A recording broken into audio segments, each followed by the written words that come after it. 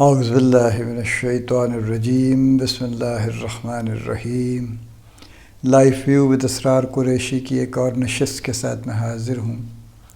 اللہ پاک مجھے اچھی بات عطا فرمائے اور اس بات کو آپ تک اچھے طریقے سے پہنچانے کی توفیق عطا فرمائے۔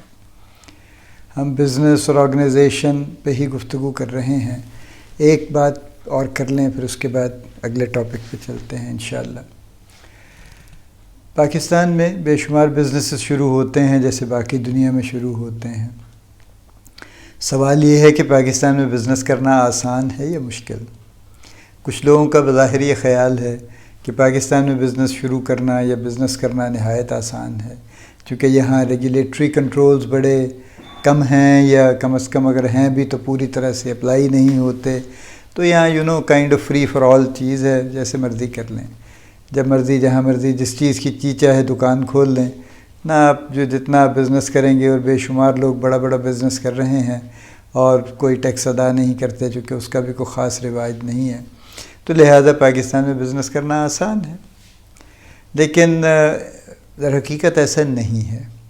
ایک سٹینڈرڈ ٹرم ہے جو کہلاتی ہے ایز آف ڈوئنگ بزنس۔ یہ رینکنگ ہے جو دنیا بھر کے ہر ملک کے بارے میں ایشو ہوتی ہے، اور ورلڈ بینک ایشو کرتا ہے، کچھ ایک انڈیکس کے تحت وہ کرتے ہیں۔ جیسے فار ایگزامپل آپ کے لیے اگر آپ نے کوئی فیکٹری لگانی ہے تو کنسٹرکشن کی فیسلٹیز کیسے اویلیبل ہیں، کنسٹرکشن کی کیپیبلٹی کیا ہے کسی ملک میں، مٹیریلز کی اویلیبلٹی کیا ہے، ٹیلنٹ کی اویلیبلٹی کیا ہے، گورنمنٹ کے ریگولیشنز کیا کہتے ہیں، اگر کوئی لائسنسنگ چاہیے تو لائسنسنگ لینی آسان ہے مشکل ہے، کرپشن کا انڈیکس کیا ہے، کوئی کام ہو جائے گا یا نہیں ہوگا بغیر سپیڈ منی کے، وغیرہ وغیرہ۔ تو یہ ملٹیپل پیرامیٹرز پہ ایز آف ڈوئنگ بزنس کا ایک انڈیکس ترتیب دیا جاتا ہے، اور یہ رینکنگ ورلڈ بینک ایشو کرتا ہے۔ پچھلے سال پاکستان کی رینکنگ 136 تھی۔ جتنے ٹوٹل کنٹریز اس رینکنگ میں شامل ہوتے ہیں وہ 190 ہیں، تو ہم یعنی 190 میں سے ہم 136ویں نمبر پہ تھے۔ اور ابھی اس سال وہ کہہ رہے ہیں کہ پاکستان نے بڑی بہتری کی کوشش کی ہے اور اپنا جمپ کر لیا ہے، تو اس سال پاکستان 108ویں نمبر پہ آ گیا ہے، یعنی ابھی بھی ہم 100ویں نمبر سے نیچے ہیں۔ ان کمپیریزن اگر آپ دیکھیں تو انڈیا کا نمبر 63 ہے، 63ویں نمبر پہ ہے، یعنی پاکستان کی نسبت انڈیا میں بزنس کرنا زیادہ آسان ہے، تقریباً یوں کہہ لیجئے کہ 40 گنا تو نہیں کہنا چاہیے، لیکن 40 سٹیپس زیادہ آسان ہے۔ نمبر 1 کنٹری جو دنیا کا ہے ایز آف ڈوئنگ بزنس میں وہ نیوزی لینڈ ہے، اور کنسسٹنٹلی ہے کچھ عرصے سے، اور نمبر 2 جو ہے وہ سنگاپور ہے، اور نمبر 3 پہ ہانگ کانگ ہے۔ سو نو ونڈر کہ دنیا جہان کے لوگ سنگاپور پہنچتے ہیں اور انویسٹ کرتے ہیں اور بزنس کرتے ہیں وہاں، اور وہاں سے اپنا بزنس ساری دنیا کو ایکسپورٹ کرتے ہیں۔ اور کیونکہ لوکل مارکیٹ تو سنگاپور کی کوئی خاص نہیں ہے، it's a tiny country, it's an island country, لیکن وہ دنیا بھر میں وہاں سے بیٹھ کے بزنس کرتے ہیں۔ ہانگ کانگ اس سے پہلے سے اسٹیبلشڈ ہے، وہ تو ظاہر ہے ابھی مین لینڈ چائنا سے ملنے سے پہلے سے ایک بزنس کی بڑی ہب بنا ہوا ہے اور بنا ہوا تھا، تو لہٰذا ایز آف ڈوئنگ بزنس میں وہ 3رے نمبر پہ ہے، تو ہم 100ویں نمبر سے نیچے پہ ہیں۔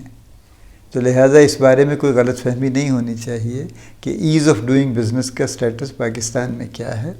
جس چیز کو ہم ایز آف ڈوئنگ بزنس کہتے ہیں وہ ایسے ہی ہے کہ آپ جہاں مرضی بظاہر جہاں مرضی ریڈی لگا لیجئے، جہاں جس چیز کی چاہے دکان بنا لیجئے، جس گلی محلے میں تو نہیں اب خیر اجازت دیتے، جس سڑک پہ چاہیں فیکٹری لگا لیں، چاہے وہ انڈسٹریل ایریا ہے نہیں ہے، کوئی فیسلٹی ہے یا نہیں ہے، آپ لگا لیں، کوئی آپ کو خاص پوچھے گا نہیں۔ آپ کو جو بھی لوگ آئیں گے ریلیونٹ اتھارٹیز والے، وہ آپ کو بہرحال کسی نہ کسی طرح سے آپ کا کام کر دیں گے وہ وہاں پہ۔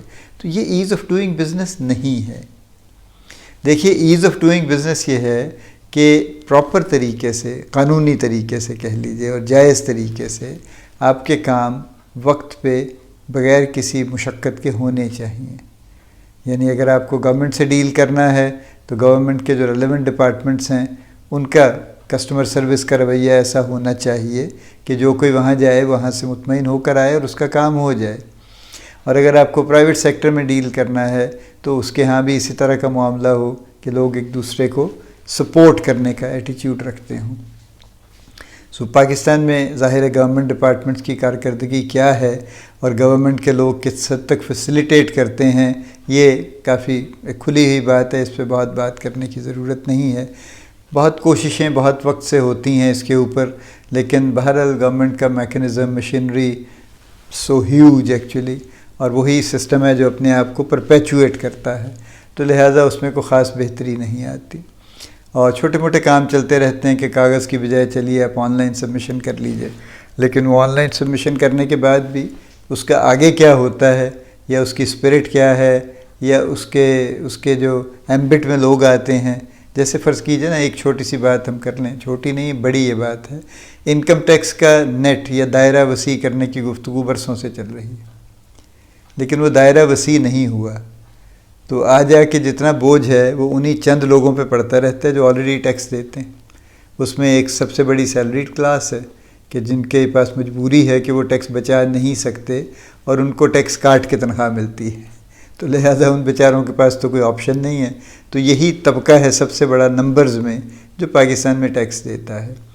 جو کاروباری لوگ ہیں ان میں سے جو بڑے کاروباری لوگ ہیں وہ کسی حد تک اپنی کتابیں سیدھی رکھنے کے لیے ٹیکس دیتے ہیں، اور جو درمیانی بزنس والے لوگ ہیں وہ کچھ اب تھوڑا بہت ٹیکس دینے لگ گئے ہیں، نامنل قسم کا، یعنی جس کا ان کے بزنس سے کوئی خاص ریلیونس نہیں ہے.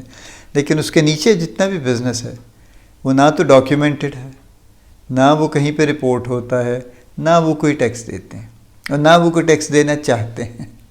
ٹھیک ہے، تو لہٰذا یہ تو ایک ہیسل ہے جو چل رہی ہے.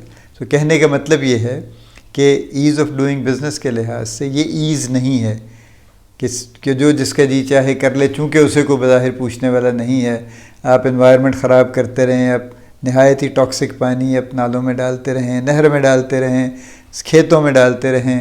آپ لاہور سے قصور کی طرف جائیے تو پوری کی پوری زمین برباد ہو چکی ہے. جو ٹینریز کا وہاں سے ٹاکسک ایفلوئنٹ نکلتے تھے، جو پانی نکلتا تھا، پوری اس نے دونوں سائیڈوں کی زمین برباد کر دی. کوئی وہاں پہ ویجیٹیشن باقی نہیں بچی، زمین کی شکل خراب ہو گئی وہاں پہ، کسی نے نہیں پوچھا. لیکن یہ ایز آف ڈوئنگ بزنس نہیں ہے. ایز آف ڈوئنگ بزنس اصل میں یہی ہے کہ جو کام ہے وہ ٹھیک ہو، صحیح طریقے سے ہو، اور صحیح طریقے سے کرنے کے لیے آپ کے پاس فیسیلیٹیشن اویلیبل ہو. دیکھیے پاکستان میں اور دنیا کے ہر ملک میں یہ معاملہ ہے کہ ہم جیسے ملک، خاص طور پہ پاکستان جیسے، جن کے پاس اپنی بہت بڑے ریسورسز نہیں ہوتے، وہ بہرحال وہ کوشش کرتے ہیں اور چاہتے ہیں کہ کچھ فارن انویسٹمنٹ آ جائے، تاکہ باہر کا پیسہ کچھ آئے گا، یہاں پہ انویسٹ ہوگا تو اس سے کوئی امپلائمنٹس کریٹ ہوں گی، اس سے جی ڈی پی میں اضافہ ہوگا، اس سے کچھ نہ کچھ ملکی خوشحالی آئے گی. یہاں پہ پاکستان میں فارن انویسٹمنٹ آتی رہی ہے، اب بھی آتی ہے، شکلیں بدل گئی ہیں اس کی. جیسے ابھی پاکستان میں فارن انویسٹمنٹ یا تو ریئل اسٹیٹ میں آ جاتی ہے یا اسٹاک ایکسچینج میں آتی ہے، اور یہ دونوں ان کے پیچھے کوئی بہت اچھا انٹینٹ نہیں ہے. جیسے ریئل اسٹیٹ میں کوئی آئے، انہوں نے انویسٹمنٹ کی، اس کے بعد ریئل اسٹیٹ کی پرائسز بڑھ گئیں، جب بڑھ گئیں تو ان لوگوں نے اپنا پروفٹ نکالا اور وہ باہر چلے گئے واپس، اور جو باقی لوگ تھے یا عام لوگ تھے بیچارے، اب وہ اسٹک ہو گئے کہ انہوں نے جو پلاٹ 40 لاکھ کی بجائے 60 لاکھ میں لے لیا تھا. اب ریئل تو میں یہ کہتا ہوں کہ ریئل اسٹیٹ دنیا کی انتہائی ان ریئل چیز ہے، یعنی اس کی کوئی پرائس ریئل ہے ہی نہیں. کہنے کو ہم اسے ریئل اسٹیٹ کہتے ہیں، بہرحال کوئی اس کی ریئلٹی نہیں ہے پرائس میں. چھوٹی چھوٹی باتوں پہ اس کی پرائسز چینج ہوتی رہتی ہیں. یہ کارنر ہے، یہ یوں ہے، یہ فلاں ہے، ادھر دھوپ زیادہ آتی ہے، یہ ویسٹ اوپن ہے، یہ ایسٹ اوپن ہے، لہٰذا اس کے پیسے زیادہ آپ دے دیجیے. اینی وے، سو فارن انویسٹمنٹ آتی ہے، پرائسز بڑھتی ہیں، لوگ چلے جاتے ہیں اپنا منافع کما کے. اسٹاک ایکسچینج میں آتی ہے فارن انویسٹمنٹ، ڈائریکٹلی انڈائریکٹلی، وہاں بھی انڈیکس بڑھتا ہے، لوگ اپنا پروفٹ ہارویسٹ کرتے ہیں اور نکل جاتے ہیں. اور جو عام انویسٹر ہے بیچارہ، وہ پھر وہیں پہ کہیں اسٹرگل کرتا رہ جاتا ہے، موسٹلی نقصان اٹھاتے ہی رہ جاتا ہے. یہ انویسٹمنٹ نہیں ہے. انویسٹمنٹ یہ ہے کہ آپ کے ہاں کوئی مینوفیکچرنگ ہو، کوئی یونٹ ایسے لگیں، یا کوئی اور ایسی یہاں پہ سروسز کا کوئی پارٹ یہاں پہ آئے، جس کی وجہ سے لوگوں میں، لوکل لوگوں کے لیے امپلائمنٹ اپرچونٹی کریٹ ہو، کوئی یہاں پہ ایسی پروڈیوس ہو جس کی وجہ سے آپ کے پاس خوشحالی آنے کا امکان ہو. یہ بہرحال نہیں ہو رہا، اور کافی عرصے سے نہیں ہو رہا. اس کی بڑی وجہ ہیں ہماری ظاہر ہے کئی ایسے معاملات کئی سال سے چل رہے ہیں. خاص طور پہ ہم 40 سال سے تو ہم جنگوں میں مبتلا ہیں. 1979 میں افغانستان وار شروع ہوئی تھی. آج 2020 ہے، 41 سال پرانی بات ہے وہ. اور 41 سال میں افغانستان تو آج بھی پیسفل نہیں ہوا. اس کے ہمیں بہرحال کئی طرح کے نتائج بھگتنے پڑے ہیں. بہت سا بزنس بھی ہوا ہے اس سلسلے میں، ابھی بھی ہو رہا ہے. افغان ٹرانزٹ ٹریڈ کے شیڈو کے انڈر بہت کچھ ہو گیا ہے، بہت کچھ ہو رہا ہے. لیکن یہ true business, true investment, true پیسہ نہیں ہے. اس سے کوئی لانگ ٹرم خوشحالی آنے کا امکان نہیں ہے. لہٰذا as of doing business Pakistan میں جب تک اچھی نہیں ہوگی، نہ تو لوکل انویسٹرز کے لیے اچھا ہوگا اور نہ فارن انویسٹرز کے لیے اچھا ہوگا. So this is an area that any entrepreneur جو نیا انٹرپرینیور بننے کی کوشش کر رہا ہے اس کو یہ بات ضرور سمجھنی چاہیے، اور اس کے لیے اس کو مینٹلی اور فزیکلی پریپیئرڈ رہنا چاہیے. کیونکہ بزنس تو کرنا ہے، بزنس تو ہر جگہ ہوتا ہے دنیا کے. ریفیوجی کیمپس میں بھی ہوتا ہے. جو لوگ برسوں سے ریفیوجی کیمپس میں پڑے ہیں انہوں نے وہیں بزنس جما لیے ہیں. تو بزنس ایکٹیویٹی، کمرشل ایکٹیویٹی تو ہر جگہ ہوتی ہے. ہمارے یہاں بھی ہوتی رہتی ہے اور ہوتی رہے گی انشاءاللہ. لیکن جو لوگ بزنس میں آنا چاہتے ہیں وہ علاوہ اور فیکٹرز کے جو ہم پہلے باتیں کرتے ہیں، یہ بھی فیکٹر ذہن میں رکھیں کہ پاکستان میں ایز آف ڈوئنگ بزنس اچھا نہیں ہے. 108ویں نمبر کی رینکنگ ایسے ہی نہیں ہے ہماری. دیر آر سیریس ایشوز کہ پاکستان میں بزنس فرینڈلی انوائرمنٹ نہیں ہے، اور یہاں سیریس مسائل ہیں بزنس شروع کرنے اور بزنس کو گرو کرنے اور بزنس کو سسٹین کرنے کے لیے. Let's all work together. کوشش کریں اپنے اپنے لیول پہ. ظاہر ہے ہم سارا کچھ گورنمنٹ پہ ڈال تو دیتے ہیں، لیکن گورنمنٹ بھی اکیلی کیا کرے گی؟ Government is a non entity. وہ چند لوگ جو بیچارے کہیں بیٹھ گئے ہیں کسی منسٹر کی پوزیشن پہ، جنہیں پتہ بھی نہیں ہے کہ کب تک منسٹر رہیں گے، اور ان کو خاص پتہ بھی نہیں اپنے پورٹ فولیو کا، وچ از یوزول، سب کے ساتھ ایسے ہی ہے. اور نہ وہ کوئی بہت بڑا کام کر رہے ہوتے ہیں وہاں پہ بیٹھ کے، ان کی اور ہی کئی طرح کے مسائل چل رہے ہیں. تو ان سے بہت توقع کیا رکھیں گے؟ لیکن یہ ہے کہ بہرحال اوور آل جو جس ایریا میں، جس ڈومین میں ہم کچھ کنٹریبیوٹ کر سکتے ہیں وہ ہمیں کرتے رہنا چاہیے، تاکہ پاکستان میں بزنس کا انوائرمنٹ بہتر ہو سکے، ایز آف ڈوئنگ بزنس بہتر ہو سکے، ایٹ لیسٹ ان ایریاز میں جن کو ہم انفلوئنس کر سکتے ہیں. اللہ پاک پاکستان کے حق میں بھی بہت اچھا کرے، اور اللہ پاک سب کو کامیاب کرے، آپ کو بڑی کامیابیاں عطا فرمائے. اللہ پاک آپ کا حامی و ناصر ہو، ہم سب کا حامی و ناصر ہو. آمین.